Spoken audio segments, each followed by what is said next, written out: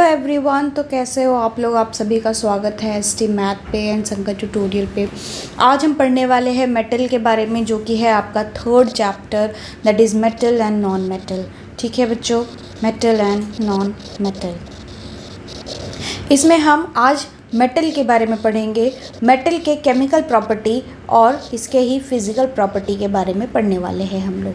तो क्या कहते हैं बच्चों, सबसे पहले क्या होता है कि मेटल की फिज़िकल प्रॉपर्टी देख लेते हैं। ठीक है, तो वन बाय वन करके देखेंगे तो आपको बहुत ही ज़्यादा आसान होगा। पहले मेटल के फिज़िकल प्रॉपर्टी, फिर केमिकल प्रॉपर्टी देखेंगे, फिर नॉन मेटल के फिज़िकल प्रॉपर्टी, केमिकल प्रॉपर्टी देखेंगे। उसके बाद रिएक्टिविटी सीरीज़ पढ़ेंगे और कैसे हम ओर को एक्सट्रैक्ट करके उसका प्योरिटी बनाते हैं, प्योर मेटल बनाते हैं, वो भी हम देखेंगे। ठीक है, तो वो वन बाय वन करके देखेंगे तो आपको डिटेल में समझ में आएगा कि एक्चुअल में ये चैप्टर में आपको क्या बताया गया है। आते हैं मेटल पे। तो मेटल की जो सबसे पहली जो प्रॉपर्टी है वो है फिज़िकल प्रॉपर्टी। ठीक है, फिज़िकल प्रॉपर्टी में अगर आप देखोगे, फिज़िकल प्रॉपर्टी क्या होता है? फिज़िकल प्रॉपर्टी मतलब कि कोई भी ऐसा सब्सटेंसेस जिसके बारे में आप पढ़ रहे हो या उसको देख रहे हो या उसका रिएक्शन करवा रहे हो। ठीक है, मतलब नॉट रिएक्शन, हम रिएक्शन नहीं कह सकते, रिएक्शन हमारा केमिकल प्रॉपर्टीज़ में आ जाएगा। तो अगर हम किसी भी मेटल का उसको चेंज किए बगैर, यानी कि उसकी आइडेंटिटी चेंज किए बगैर हम उसको देख रहे हैं, समझ रहे हैं, तो दैट इज़ नोन एज हमारा फिज़िकल प्रॉपर्टी। उसे ही हम लोग फिज़िकल प्रॉपर्टी कहते हैं।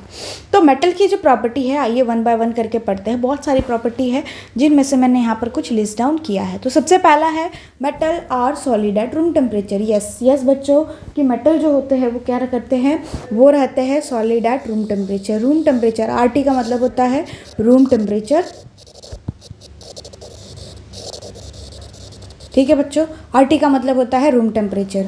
ठीक, उसके बाद अगर आप इसको देखोगे तो ऑल मेटल, मतलब जितने भी मेटल है लगभग में सभी जो है वो रूम टेम्परेचर पे रहेंगे नॉर्मली। तो इसमें जो आपका एक्सेप्शन आता है किसका बच्चों? मर्क्यूरी का, है ना। मर्क्यूरी को अगर आप देखो, मर्क्यूरी जो है वो आपके लैबोरेटरी थर्मामीटर जब आप देखोगे तो उसमें आपको मर्क्यूरी दिखेगा। तो मर्क्यूरी जो है वो क्या रहता है? लिक्विड में रहता है रूम टेम्परेचर पे, यानी कि अगर आप उसको रूम नॉर्मली घर के टेम्परेचर पे रखोगे तो वो लिक्विड में रहेगा। ठीक है बच्चों, तो वो है इसका एक्सेप्शन। बाकी सभी जो मेटल है वो क्या रहते हैं?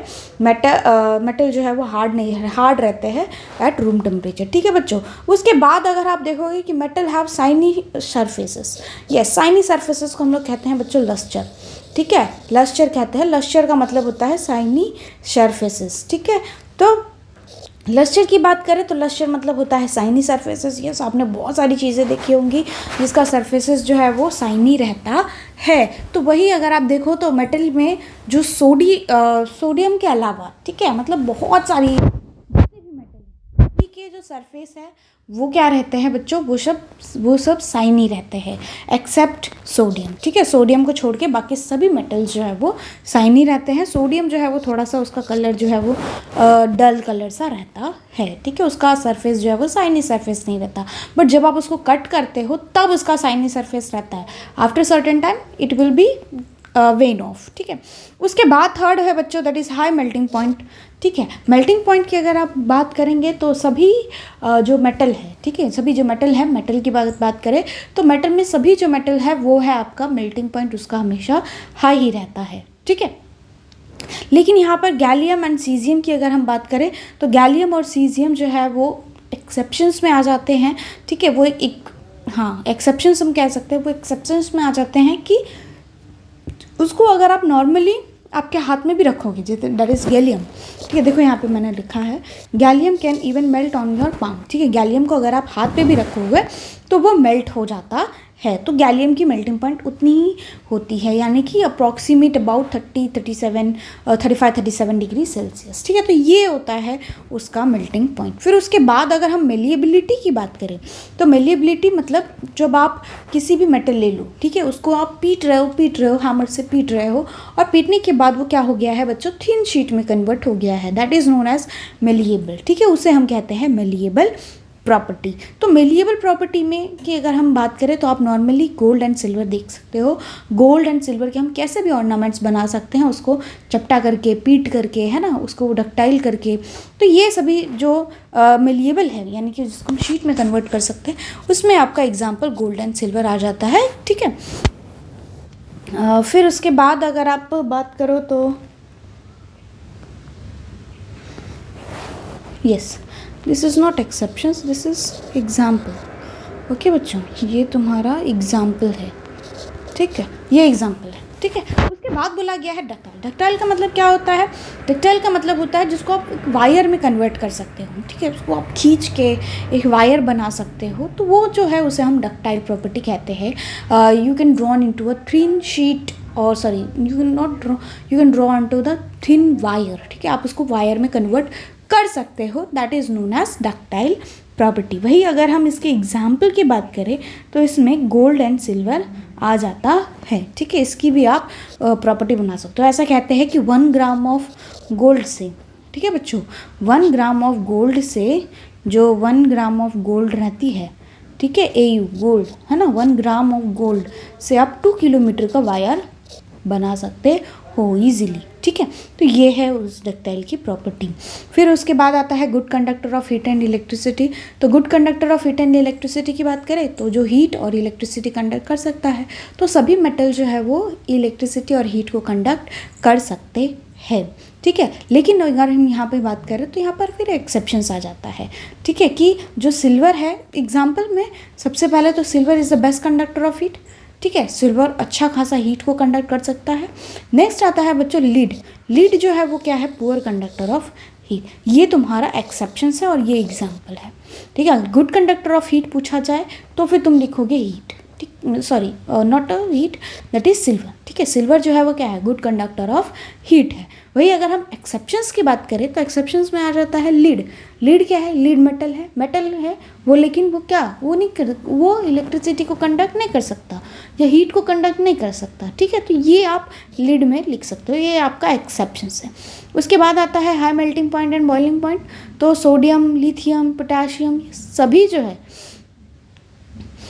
ये सभी जो है, इन सभी की जो डेंसिटी होती है वो कम होती है और लो मेल्टिंग पॉइंट होता है। ठीक है, यानी कि ये इसको आप पानी में भी डालो तो ये उस पर भी ब्लास्ट करने के लिए तैयार रहते हैं, मेनली सोडियम एंड पोटाशियम। ठीक है, और लिथियम भी कभी कभी। ठीक, उसके बाद आता है सोनरस। तो सोनरस का मतलब होता है जब आपने कोई भी दो मेटल को स्ट्राइक किया होगा तो आपने देखा होगा कि उसमें से एक अजीब फ्रीक्वेंसी की, हाई फ्रीक्वेंसी और हाई पिच की जो साउंड है वो आपको सुनाई देती है, that is known as sonorous. तो सोनरस की अगर हम बात करें तो sonorous which have ability to produce sound when striking on the hard surfaces. जब आप कोई भी हार्ड सरफेस पे स्ट्राइक करते हो कोई भी मेटल को, तो फिर उसमें से क्या होता है कि एक जो सोनरस का साउंड है वो प्रोड्यूस होता है। ठीक है, तो ये था आपका 7 प्रॉपर्टी। वो भी किस चीज़ का 7 प्रॉपर्टी था? ये आपका मेटल का 7 प्रॉपर्टी है। ये नोट्स है, अगर आपको चाहिए तो आप मुझे प्लीज़ कमेंट बॉक्स में कमेंट करिए और मैं आपको वहाँ पर लिंक जो है वो शेयर कर दूँगी, इससे एक्सेस कर सकते हो। ठीक है, और आप खुद की नोट्स बना सकते हो। ठीक है, तो सोनरस। फिर उसके बाद आता है केमिकल प्रॉपर्टी। तो केमिकल प्रॉपर्टी में क्या होता है बच्चों? चलिए 1 बाय 1 करके पढ़ते हैं। टोटल यहाँ पे हम 4 केमिकल प्रॉपर्टी पढ़ेंगे। तो सबसे पहला केमिकल प्रॉपर्टी है that is reaction of oxygen. ठीक है, कि मेटल जो है, मेटल अगर ऑक्सीजन के साथ रिएक्ट करता है तो फिर वो क्या बनाता है? तो मेटल अगर ऑक्सीजन के साथ रिएक्ट करेगा तो वो मेटल ऑक्साइड बनाएगा। यस, मेटल है, एक मेटल है, उसने ऑक्सीजन के साथ रिएक्ट कर लिया तो वो क्या बनाएगा? वो बनाएगा क्या? वो बनाएगा मेटल ऑक्साइड। ठीक है, तो वही है। फिर उसके बाद अगर हम बात करें तो मेटालिक ऑक्साइड की प्रॉपर्टी क्या क्या है? तो सबसे पहले तो वो बेसिक इन नेचर होता है। यस बच्चों, मेटल ऑक्साइड की अगर हम बात करें तो वो बेसिक इन नेचर होता है। वही अगर हम नॉन मेटल ऑक्साइड की बात करें तो वो एसिडिक इन नेचर होता है। ठीक है, तो मोस्ट मेटल ऑक्साइड जो है वो क्या रहते हैं? बेसिक इन नेचर के रहते हैं। ठीक है, बहुत सारे होते हैं जो एम्फोटेरिक इन नेचर होते हैं। एम्फोटेरिक इन नेचर का मतलब जो एसिड के साथ अगर आप रिएक्ट कराओ तो वो बेस के जैसा बिहेव करेगा, वही अगर आप बेस के साथ बिहेव कराओ तो वो एसिडिक नेचर का बिहेव करेगा। तो ये जो होता है कि एक ही एलिमेंट है लेकिन वो एसिडिक और बेस दोनों बिहेवियर दिखा रहा है, उसे हम लोग बच्चों एम्फोटेरिक इन नेचर कहेंगे। तो इसमें आपका एग्जाम्पल आ जाता है that is zinc oxide and aluminium oxide. ये 2 ऐसे एग्जाम्पल हैं जो आपके एम्फोटेरिक इन नेचर के होते हैं, मतलब they react both acid and base, है ना, मैंने नोट्स में लिखे हैं एसिड और बेस के साथ, दोनों के साथ रिएक्ट करते हैं। जैसे फॉर एग्जांपल के लिए एल्यूमिनियम ऑक्साइड देख लो, एल्यूमिनियम ऑक्साइड अगर है एसिड के साथ, ये क्या है, ये एसिड है, ठीक है, क्या है ये एसिड है, दैट इज HCl, ठीक है, HCl stands for what, hydrochloric acid, ठीक, यस, तो एसिडिक है। अब ये एसिडिक है तो ये देखो बच्चों, तो ये क्या होगा, एल्यूमिनियम क्लोराइड, और यहाँ पे क्या बन गया, वाटर मॉलिक्यूल बन गया, ठीक है बच्चों। तो ये एसिड और बेस के साथ रिएक्ट सेम है, Al2O3 यहाँ पे भी है, Al2O3 यहाँ पे भी है, लेकिन ये एसिड के साथ रिएक्ट कर रहा है, ये क्या किसके है, ये बेस के साथ रिएक्ट कर रहा है, ठीक है। और इसको कहते हैं सोडियम एल्यूमिनेट ऑक्साइड, ठीक है, या फिर सोडियम एल्यूमिनेट भी कह सकते हो। बहुत सारे ऐसे हैं जो इनसोल्यूबल होता है वाटर में, ठीक है, जो मेटालिक ऑक्साइड है वो क्या रहता है, वाटर में इनसोल्यूबल रहता है, यानी कि पानी में वो प्रॉपर तरीके से मिक्स नहीं हो पाता है। कुछ ऐसे होते हैं जो वाटर के साथ रिएक्ट करते हैं और फिर वो क्या बनाते हैं, अल्कली बनाते हैं, ठीक है। कुछ ऐसे मेटल्स होते हैं, कुछ ऐसे मेटल ऑक्साइड्स होते हैं जो वाटर के साथ रिएक्ट करते हैं और वो क्या बनाते हैं, अल्कली बनाते हैं, ठीक है। तो अगर हम बात करें इसकी, तो ये देखो बच्चों, ये है सोडियम ऑक्साइड, ठीक है, सोडियम ऑक्साइड वाटर के साथ रिएक्ट कर रहा है, ठीक है। सोडियम ऑक्साइड क्या है, सोडियम ऑक्साइड मेटल ऑक्साइड है, ठीक है, ये क्या रहेगा, बेसिक इन नेचर का रहेगा, ये वाटर के साथ रिएक्ट कर रहा है और ये NaOH बना रहा है जो कि है aqueous, that is known as alkali, ठीक है बच्चों, ये समझ में आ गया। ये तुम्हारा फर्स्ट प्रॉपर्टी। सेकंड है आपका रिएक्शन विद एसिड, ठीक है, कि अगर हमारा मेटल एसिड के साथ रिएक्ट करेगा तो क्या होगा, मेटल अगर एसिड के साथ रिएक्ट करेगा तो ये बनाएगा सॉल्ट एंड हाइड्रोजन, ठीक है। ये तो जनरल रिएक्शन है, और ये जनरल रिएक्शन है कि हमें पता होना चाहिए कि कोई भी मेटल की जगह पे हम कोई भी मेटल ले लेंगे, एसिड की जगह पे हम एसिड ले लेंगे, तो वो क्या बना के देगा, हमें सॉल्ट एंड हाइड्रोजन गैस बना के देगा, ठीक है बच्चों। फिर जैसे अगर हम मैग्नीशियम और मैंगनीज की बात करें, ये मैग्नीशियम और मैंगनीज ये दो मेटल ऐसे मेटल हैं, ठीक है, अंडरलाइन कर लीजिए बच्चों, ये दो मेटल ऐसे मेटल हैं जो सिर्फ और सिर्फ नाइट्रिक एसिड के साथ रिएक्ट करते हैं, वो भी वेरी डाइल्यूटेड, ठीक है। हाइड्रोजन गैस इवॉल्व होता है, ठीक है, हाइड्रोजन गैस इवॉल्व होता है। अगर ये दूसरे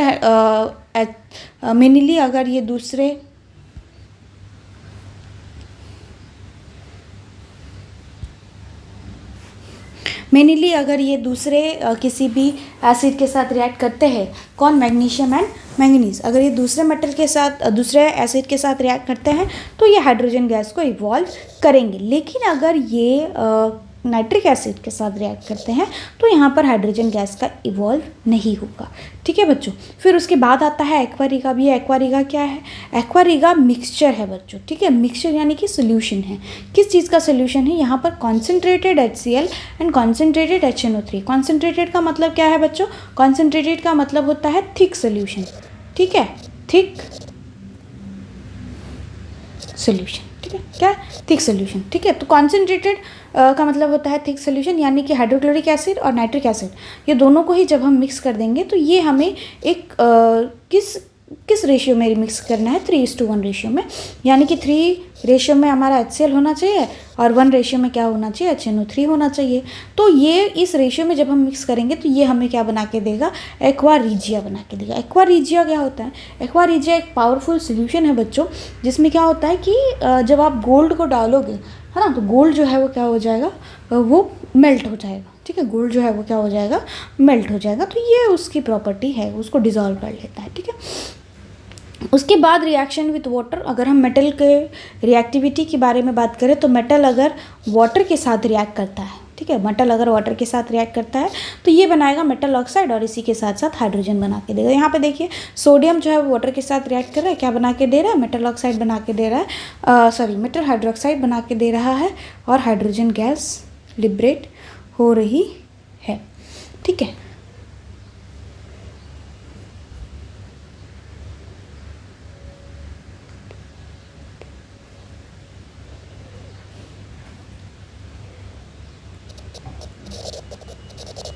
हाइड्रोक्साइड, ठीक है, मेटल हाइड्रोक्साइड बन रहा है और ये हमें क्या बना के दे रहा है, हाइड्रोजन गैस लिबरेट करके दे रहा है, ठीक है बच्चों। तो अब आते हैं आगे, ये मेटल वाटर के साथ रिएक्ट करेगा तो ये बना के देगा मेटल हाइड्रोक्साइड, ठीक है। मेटल अगर वाटर के साथ रिएक्ट करेगा क्या बना के देगा, मेटल हाइड्रोक्साइड बना के देगा और हाइड्रोजन गैस बना के देगा।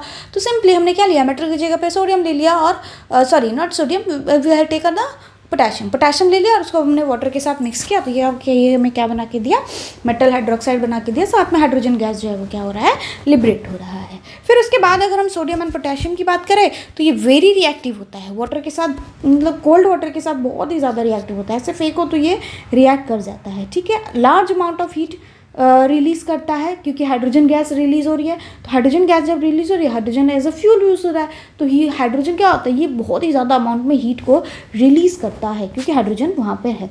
और क्योंकि हाइड्रोजन जो है वो इतनी ज़्यादा अमाउंट में रिलीज़ हो रहा है तो वहाँ पर फिर आग लग जाती है, ठीक है। इसीलिए हम क्या करते हैं, उसको कैरोसिन ऑयल में डालकर रखते हैं, यानी कि कैरोसिन ऑयल में इमर्स करके रखते हैं, भिगो के रखते हैं, ठीक है। फिर उसके बाद जो है वो calcium react with cold water, ठीक है, लेस वायलेंटली। यस, ये तो आप सभी को पता होगा कि कैल्शियम जो है वो लेस वायलेंटली रिएक्ट होता है। फिर उसके बाद magnesium react with only hot water.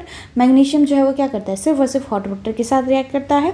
Calcium और मैग्नीशियम जो है उसे हम लोग लाइट मेटल कहते हैं, ठीक है। अब अगर हम इसकी बात करें कैल्शियम, मैग्नीशियम और सोडियम, पोटेशियम, तो ये सारी चीज़ों को जब हम वाटर में डाल देंगे तो वो ऊपर आके फ्लोट करना शुरू कर दे। क्यों फ्लोट करता है, क्योंकि इनमें जो हाइड्रोजन गैस है वो क्या होता है, इनके सरफेस पे स्टिक हो जाता है। अगर ये सरफेस है ना, तो अगर ये कंटेनर है तो ये हाइड्रोजन गैस जो है उसका सरफेस पे आके स्टिक हो जाता है। तो ये हाइड्रोजन गैस है, हाइड्रोजन गैस की वजह से क्या होता है, ये थोड़ा सा हल्के हो जाता है और फिर ये लिफ्ट अप हो जाता है। तो इसकी वजह से जो मेटल है वो फ्लोट करता है पानी के अंदर, ठीक है, फ्लोट करता है, ठीक। फिर उसके बाद बोला गया है एल्यूमिनियम, फेरस, जिंक, ये सिर्फ और सिर्फ किसके साथ रिएक्ट करते हैं, स्टीम के साथ रिएक्ट करते हैं, है ना। जैसे ये फेरस है तो ये क्या है, ये स्टीम है, ठीक है, स्टीम है, यानी कि पानी का जो भाप होता है ना जिसे बच्चों, उसे हम लोग कहते हैं स्टीम, ठीक है। तो स्टीम के साथ ये रिएक्ट कर क्या बना रहा है, फेरस ऑक्साइड बना रहा है और फेरिक ऑक्साइड बना रहा है और हाइड्रोजन गैस को लिबरेट कर रहा है, ठीक है। Reaction with the solution of other metal की अगर हम बात करें उससे पहले कि लेड है, कॉपर है, सिल्वर है, गोल्ड है, ये किसी के भी साथ रिएक्ट नहीं करते, ठीक है। ये पानी के साथ रिएक्ट नहीं करते नॉर्मली। अगर हम इसको देखें तो ये ऐसे ही बैठे रहते हैं, पानी के साथ रिएक्ट नहीं करते। सोचो अगर रिएक्ट करता तो कोई भी आपकी मम्मी या आपकी डॉटर जो है वो क्या, सॉरी आपकी डॉटर, नॉट डॉटर, आपकी सिस्टर जो है वो क्या करती, गोल्ड का या सिल्वर का कोई भी जो ऑर्नामेंट वगैरह है वो नहीं पहनती, ठीक है। अगर वो रिएक्ट करता तो वो रिएक्ट नहीं करता नॉर्मली, ठीक है, लेस रिएक्टिव होता है। उसके बाद अगर हम reaction with solution of other metal की बात करें तो आपके पास मेटल ए है, salt solution of metal B लिया आपने, उन दोनों को रिएक्ट करवाया, मेटल बी जो है वो क्या करेगा, डिस्प्लेस कर देगा मेटल ए को, ठीक है। क्यों क्यों क्यों क्यों क्यों क्यों क्योंकि मेटल ए जो है वो क्या है, मोर रिएक्टिव है बी से, ठीक है। मेटल ए जो है वो ज़्यादा रिएक्टिव है बी से, इसीलिए उसने क्या किया, बी को ए से डिस्प्लेस कर दिया, ठीक है। जैसे फेरस है, कॉपर सल्फेट है, ये रिएक्ट करेगा, ये क्या बनाएगा, FeSO4 और कॉपर को लेफ्ट कर देगा। क्यों, क्योंकि फेरस जो है वो ज़्यादा ताकतवर है, ठीक है, और ये जो है वो बेचारा लल्लू पल्लू सा है। तो ये जो है ये क्या करेगा, ये Fe है और ये कौन है, ये है कॉपर, ठीक है। तो बेचारे की एक हाथ टूट गई, हाँ, तो ये फेरस है और ये कॉपर है, तो ये क्या करेगा, ये इसको ऐसे उठाएगा और दूसरी जगह फेंक देगा, खुद की जगह पे आ जाएगा, ठीक है बच्चों, क्या करेगा और दूसरे की जगह पर आ जाएगा। तो इस तरीके से ये डिस्प्लेस करता है एक दूसरे को। तब तक के लिए अगर आप लोगों को मेरी वीडियोस अच्छी लग रही हैं तो प्लीज़ मेरे वीडियो को लाइक करिए, चैनल को सब्सक्राइब करिए और अपने दोस्तों के साथ शेयर करना मत भूलिए। अगर आपको ये नोट्स चाहिए तो मैं आपको ये पिन कर दूंगी, आप वहाँ से इसको एक्सेस कर सकते हैं, है ना। ये था आपका मेटल और मेटल के फिजिकल प्रॉपर्टी और केमिकल प्रॉपर्टीज़ के बारे में। नेक्स्ट हम पढ़ेंगे नॉन मेटल के physical property and chemical properties के बारे में नेक्स्ट वीडियो में पढ़ेंगे।